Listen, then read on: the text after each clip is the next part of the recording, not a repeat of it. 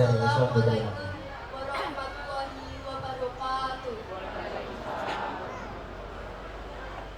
Bapak Kepala Sekolah ingkang kula hormati, Bapak Ibu guru saha karyawan ingkang kula hormati, para tamu undangan ingkang kula hormati, saha kanca-kanca ingkang kula tresnani.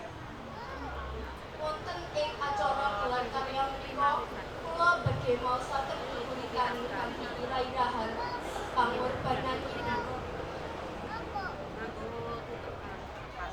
Ibu, sliramu kadya sumunaring Bagaskara ingkang madangi jagat raya. Katresnanmu kadya jembaring segara tan bisa diukur kanthi ukara.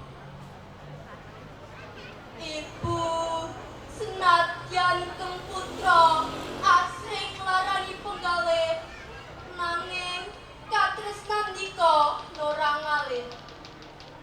Ibu, senadyan keng putra asring gawe kuciwa, nanging dika tansah paring apura.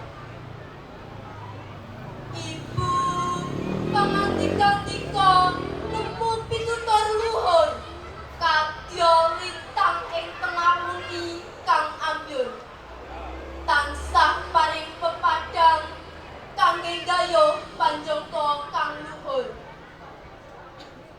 Ibu, senadyan abot ing sesanggan nanging ora sambat, senadyan nemahi rekoso nanging tan ana eluh ing netra.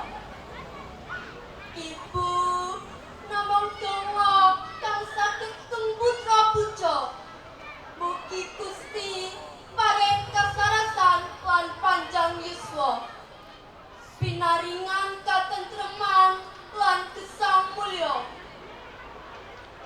Ibu, keng putra boten saged caos piwales menapa-menapa, awit tapaking samparan ibu swarga keng putra. Matur